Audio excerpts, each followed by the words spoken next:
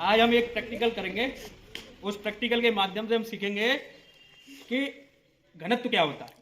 ठीक है, पहले प्रैक्टिकल करते हैं, उसके बाद सिद्धांत पे पहुंचेंगे, उसकी परिभाषा पे पहुंचेंगे क्या होता है। ये हमारे पास दो नींबू है, ये दो बीकर हैं जिनमें क्या है, पानी भरा हुआ है, और ये नमक है, और ये तो चम्मच है ही। ठीक है, अब देखो क्या करते हैं, इस नींबू को हम जो है पानी में डालते हैं। नींबू तैर रहा है या नीचे बैठ गया? नीचे बैठ गया, डूब गया है। इसमें भी डालते हैं, ये भी डूब गया। यानी दोनों पानी के अंदर क्या है, ये जो है नींबू डूब गए हैं। अच्छा, अब इन नींबू को बाहर निकाल लेते हैं। अब इस नमक को एक बीकर में थोड़ा नमक डाल लेते हैं।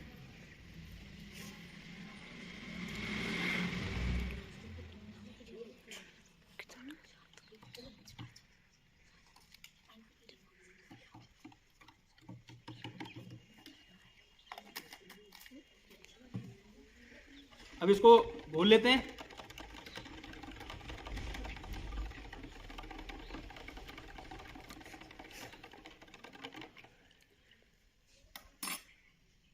अब फिर से इस नींबू को, पहले इस पानी के अंदर ये डूब गया था, अब ये डूबेगा कि नहीं डूबेगा, ये देखते हैं।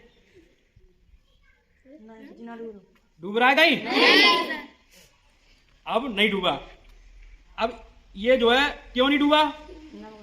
क्योंकि हमने इसमें नमक मिला दिया। नमक मिलाने से क्या हुआ, इस पानी का गाढ़ापन बढ़ गया है। जितना वो उस समय पानी सादा था, नमक मिलाने से थोड़ा सा उसके अंदर गाढ़ापन आ गया। यही गाढ़ापन क्या कहलाता है? किसी भी पदार्थ का घनत्व कहलाता है। क्या कहलाता है?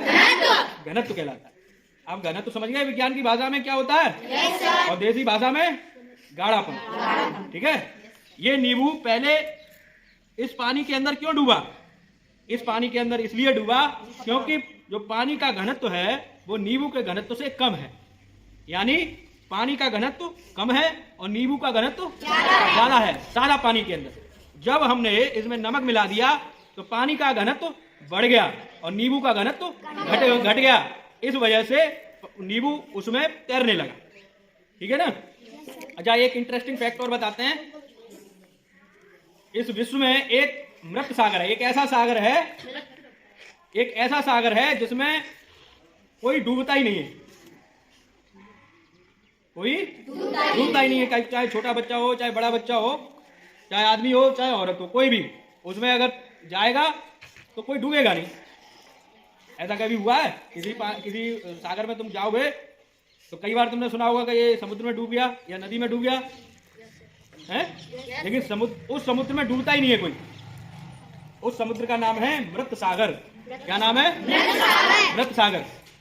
उसके अंदर कोई भी व्यक्ति जाएगा तो वो डूबेगा ही नहीं, चाहे वो तैरना जानता हो अथवा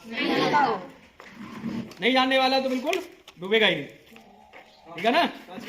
तो मृत सागर में कोई डूबता ही नहीं है। उसमें तुम खूब तैरो, तुम्हें तैरना आता हो अथवा नहीं आता हो, ऊपर अपने आप तैरते रहोगे। अच्छा, अब इस मृत सागर का नाम मृत सागर क्यों पड़ा? एक चीज ये भी समझने वाली बात है।